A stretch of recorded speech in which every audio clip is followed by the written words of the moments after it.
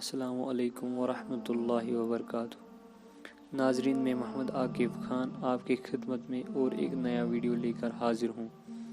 آپ کا پھر سے خیر مقدم ہے میری یوٹیوب چینل مومن میں۔ آج ہم اس ویڈیو میں بات کرنے والے ہیں دین کے خاطر سختیوں کا برداشت کرنا اور تکلیف و مشقت کا جھیلنا۔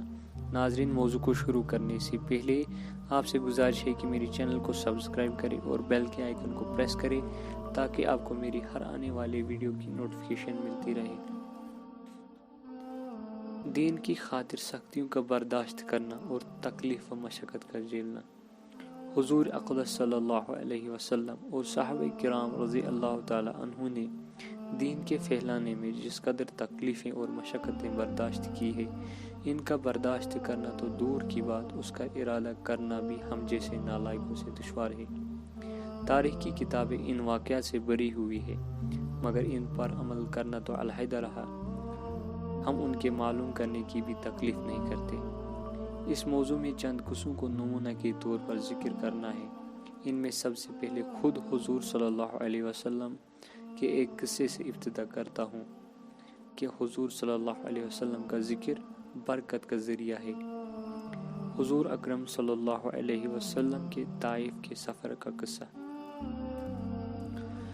نبوت مل جانے کے بعد 9 برس تک نبی کریم صلی اللہ علیہ وسلم مکہ مکرمہ میں تبلیغ فرماتے رہے اور قوم کے ہدایت اور اصلاح کی کوشش فرماتے رہے، لیکن تھوڑی سی جماعت کے سوا جو مسلمان ہو گئے تھے اور تھوڑے سے ایسے لوگوں کے علاوہ جو باوجود مسلمان نہ ہونے کے آپ صلی اللہ علیہ وسلم کی مدد کرتے تھے، اکثر کفار مکہ آپ صلی اللہ علیہ وسلم کو اور آپ صلی اللہ علیہ وسلم کے صحابہ رضی اللہ تعالیٰ عنہ کو ہر طرح کی تکلیفیں پہنچاتے تھے، مذاق اڑاتے تھے اور جو ہو سکتا تھا اسے درگزر نہ کرتے تھے۔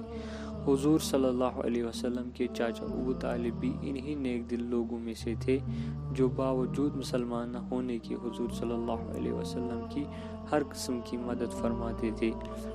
10ویں سال میں جب ابو طالب کا بھی انتقال ہو گیا تو کافروں کو اور بھی ہر طرح کھلے محار اسلام سے روکنے اور مسلمانوں کو تکلیف پہنچانے کا موقع ملا۔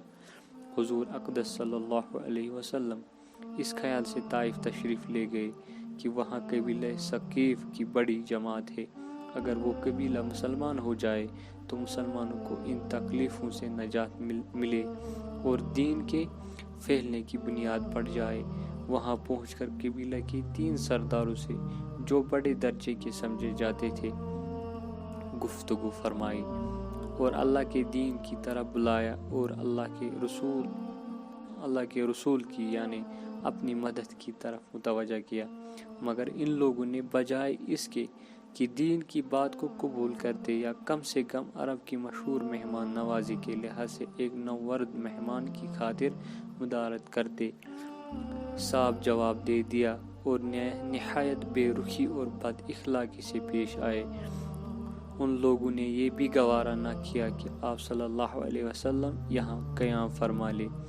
جن لوگوں کو سردار سمجھ کر بات کی تھی کہ وہ شریف ہوں گے اور مذہبی گفتگو کریں گے، ان میں سے ایک شخص بولا کہ اوہو، آپ ہی کو اللہ نے نبی بنا کر بھیجا۔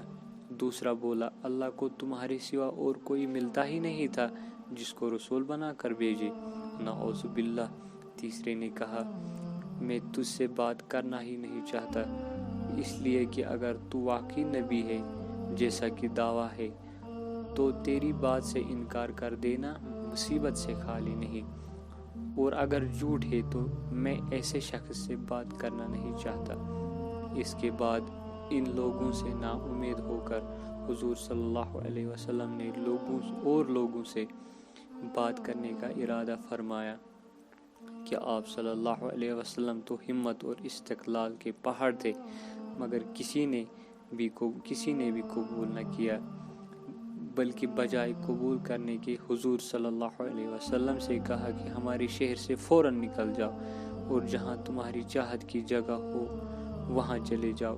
حضور صلی اللہ علیہ وسلم جب ان سے بالکل مایوس ہو کر واپس ہونے لگے تو ان لوگوں نے شہر کے لڑکوں کو پیچھے لگا دیا تاکہ آپ صلی اللہ علیہ وسلم کا مذاق اڑائے، تالیاں پیٹے، پتھر مارے، حتیٰ کہ آپ صلی اللہ علیہ وسلم کے دونوں نالین مبارک خون کے جاری ہونے سے رنگین ہو گئے۔ حضور صلی اللہ علیہ وسلم اسی حالت میں واپس ہوئے۔ جب راستے میں ایک جگہ ان بدبختوں سے اطمینان ہوا تو حضور صلی اللہ علیہ وسلم نے یہ دعا مانگی: اے اللہ، تجھ سے شکایت کرتا ہوں میں اپنی کمزوری اور بے کسی کی اور لوگوں میں ذلت اور رسوائی کی۔ اے ارحم الراحمین، تو ہی ضفا کا رب ہے اور تو ہی میرا پروردگار ہے۔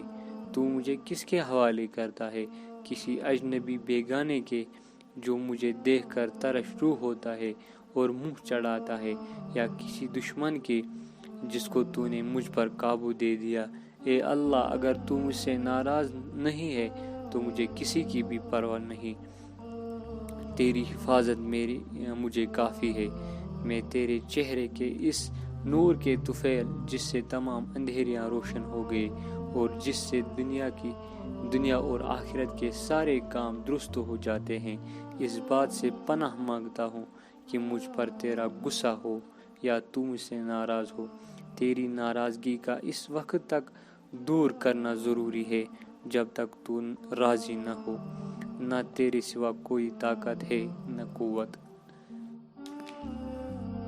مالک الملک کی شان قہاری کو اس پر جوش آنا ہی تھا کہ حضرت جبرائیل علیہ السلام نے حضور صلی اللہ علیہ وسلم کی خدمت میں آ کر سلام کیا اور عرض کیا کہ اللہ تعالیٰ نے آپ کی قوم کی وہ گفتگو جو آپ صلی اللہ علیہ وسلم سے ہوئی سن لی، ان کے جوابات سنے، اور ایک فرشتہ کو جس کے متعلق پہاڑوں کی خدمت ہے آپ کے پاس بھیجا ہے کہ آپ صلی اللہ علیہ وسلم جو چاہے اس کو حکم دے۔ اس کے بعد اس فرشتے نے آپ صلی اللہ علیہ وسلم کی خدمت میں سلام کیا اور عرض کیا کہ جو ارشاد ہو میں اس کی تعمیل کروں، اگر ارشاد ہو تو دونوں جانب کے پہاڑوں کو ملا دوں جس سے یہ سب درمیان میں کچل جائیں، یا اور جو سزا آپ تجویز فرمائیں۔ حضور صلی اللہ علیہ وسلم کی رحیم و کریم ذات نے جواب دے دیا: میں اللہ سے اس کی امید رکھتا ہوں کہ اگر یہ مسلمان نہ ہوئے تو ان کی اولاد میں سے ایسے لوگ پیدا ہوں جو اللہ کی بندگی اور عبادت کریں۔ یہ ہے اخلاق اس کریم ذات کے جس کے ہم لوگ نام لیوا امتی ہیں۔ ہم ذرا سی تکلیف سے کسی کی معمولی گالی دے دینے سے ایسے بھڑک جاتے ہیں کہ پھر عمر بھر اس کا بدلہ نہیں اترتا، ظلم پر ظلم اس پر کرتے رہتے ہیں اور دعویٰ کرتے ہیں اپنی نبوی ہونے کا، اور دعویٰ کرتے ہیں حضور صلی اللہ علیہ وسلم کے ساتھ محبت ہونے کا۔ نبی کریم صلی اللہ علیہ وسلم اتنی سخت تکلیف اور مشقت اٹھانے کے باوجود نہ بد دعا فرماتے تھے اور نہ بدلہ لیتے ہیں۔ ناظرین، اگر آپ کو میرا یہ ویڈیو پسند آیا ہو تو ویڈیو کو لائک کیجیے، شیئر کیجیے اور چینل کو سبسکرائب کیجیے۔ فی امان اللہ۔